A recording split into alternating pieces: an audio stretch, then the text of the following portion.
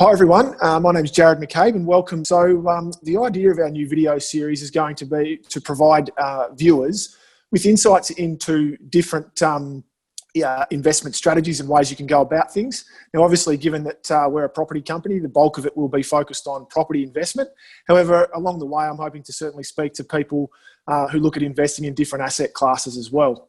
But I thought today we'd start off in regional Victoria and more specifically in Ballarat. Given that Melbourne is currently still in stage 4 lockdown and the market is very much in hibernation mode at the moment, if you go to the regional cities like Ballarat, Bendigo and Geelong, there's still quite a bit of activity occurring. And with a lot of discussions around remote working at the present time, it's driving a lot of people to consider both tree and sea change. So Ballarat's a good option from that perspective, but also when you start to look at affordability of living, there's certainly good opportunities there. So I'm joined today by Tim Valpied. Tim's a veteran of the Ballarat real estate market. He's very highly regarded and well respected with over 30 years experience and is currently a director at Jellis Craig. Welcome, Tim. Thanks for joining me. Yeah, thanks, Jarrod. Good to be here. Tim and I have got a long history. I actually did work experience with Tim when I was still in high school. Certainly was a big driver of me getting into the property market. So, Tim, can you tell us a bit, just I guess to start with one of the obvious questions around how the Ballarat market has performed since the start of this year, obviously with the market generally opening fairly well off the back of a strong finish to 2019, but then obviously with the first and second waves of COVID. How's that impacted Ballarat? Well, to suggest it's been an interesting year would be an understatement, but basically the beginning of the year we started very, very strongly. There was fantastic interest and, particularly the last 10 years, but last 5 years in particular, the interest from people changing for, we call it a tree change here, has been growing year on year to approximately 50%, or just a bit over 50% of our transactions come from Melbourne. Right. So it has been, in that respect, it's been growing year on year. Then obviously COVID hit, and look, we sort of in our office, March and April, you would have thought that someone had turned the internet off and our phones, and it really, Ballarat market hit the skids.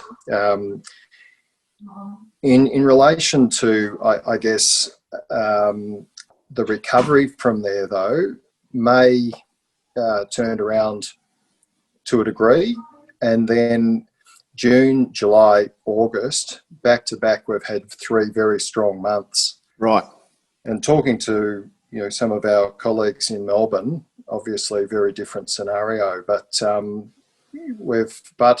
having said that, a lot of the activity of recent times has been off the back of local inquiry, but the recovery's been July and August is as good as pre-COVID.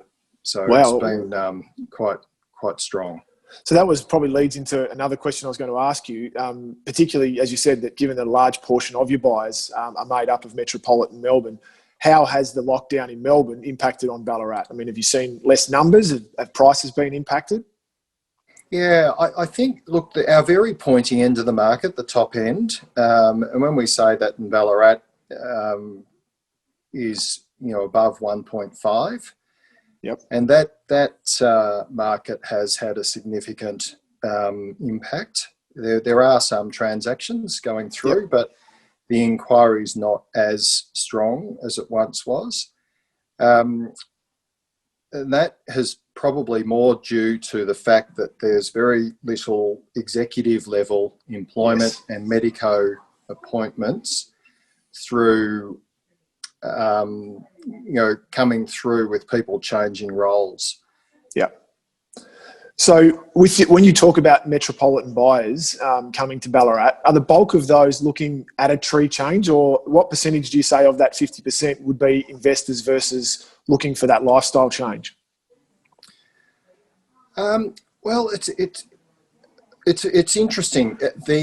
If we look at the subdivisions, and we manage a really large subdivision called Winterfield, Yes. out in Winter Valley, which is a relatively new suburb in Ballarat. So that's out Delacombe Way, isn't it, down in the southwest? Yep. Yes, and it's right next to the Delacombe Town Centre. So that we get a mix, but the interest from Melbourne has mainly been investor interest. Okay. But in terms of the housing and through the period style homes, through the city centre, and also the lifestyle properties, with those ones around the edges of Ballarat, which are sort of on 5 and 10 acres. Acreage, yep. Yep, acreage, small acreage. That is more owner-occupier. Okay, okay. So is there a rough percentage, do you think, as to, I mean, it's hard to say, I'm guessing, but... Look, it is. I think if we looked at the breakdown, I think it'd be, about 80% in new subdivisions would be investors. Yep. And I think it'd be a very similar number the other way in terms of the broader markets, as in the period style. Yep. Yes, established market and lifestyle market. Okay, yeah. So how do you typically find with your engagement that the metropolitan buyers differ from the local buyers? Look, the metropolitan buyers, generally speaking, seem to be, they're not first home buyers traditionally. Some are, but traditionally they're not. So we're finding they're a bit better educated, and they're coming with just more confidence in the market and how they can, they're generally in a position with the only condition in a contract is often maybe a building inspection, but being predominantly a private sale market, we don't do a lot of auctions up here, that those conditions are fairly widely accepted. Yes. Most vendors are expecting that will be the case. I think you've said to me in the past that as a rough percentage of your transactions, sort of 60, 70% of them would be subject to finance. Yeah, and I think now it'll be even higher than that. Even higher. Okay. Yeah. So if we focus more on that investment avenue, what percentage of your properties under management at the moment have tenants been seeking rent relief under the new government regulations? Well,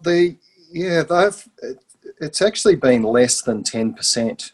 Wow, so okay. It's actually been our property management portfolio. We manage over 1,000 properties, and it hasn't really been impacted that much. And I just know across the group, we've certainly had less than our Melbourne colleagues in the Jellis Craig group. So it's certainly but it's been less than 10%. Do you find that you get much, and it's probably not, but the Airbnb type accommodation? Do you get much of that, particularly with some of the tourist attractions that are up around Ballarat? People come up for obviously for Sovereign Hill and a few other things. But and is there much of a demand for that type of accommodation? Look, there seems to be. We don't manage any of it ourselves, but yes, there seems to be still quite a lot out there. Some have folded back into traditional property management, where they've decided to go back and just get a secure tenant, because that obviously this COVID situation has had a pretty significant impact on that market. Sure. But we're still letting properties quite readily, so it's been a pretty good safe bet for people to fold back in, and I dare say they'll go back that way in the future. Yeah. And what's the current vacancy rate? Have you got any idea on that in Ballarat at the moment? Yeah, well, it's now 2.4%. Pre-COVID, it was hovering around 2%, but the peak of COVID, it got out to about 2.8%. Okay. So still not too bad though. No, it's been pretty good, but we've been, I guess, blessed with the movement of people, and people have still been able to. And we've always, right through this whole pandemic, we have still been able to perform appointment Yes. at property. So one-on-one, and obviously with COVID safe initiatives and so on, but we haven't ever been in a position like where Melbourne's at the moment, where we actually can't do our job, so to speak. So I guess when we talk to a lot of our investor clients, in Melbourne, we focus on period style homes. And in Ballarat, obviously Ballarat's very well known for its period style accommodation, obviously with the mining boom through the gold rush and things. How are those types of properties, so typically in say your Soldiers Hill or Ballarat Central or even around Lake Wendouree and things, how have those period style homes been performing? Is there still fairly good demand for those? Yeah, there's been huge demand for those. And I would also say pushing back where, over towards Sovereign Hill, so around Golden Point, Mount Pleasant, through those areas which have traditionally often been forgotten, but they're so central. And as Ballarat continues to grow and spread, a lot of families are finding, they're looking for a bit more space, and they're quite happy to go out to schools and so forth, but the overall period style homes are still hugely popular. Yeah, great. All right, well, that's about all I had in terms of questions today. I really appreciate you joining me, Tim, and I'm sure everyone will find it very valuable, and hopefully catch up again soon. Thanks, Jarrod. All the best. Thank you. Thank you. Bye.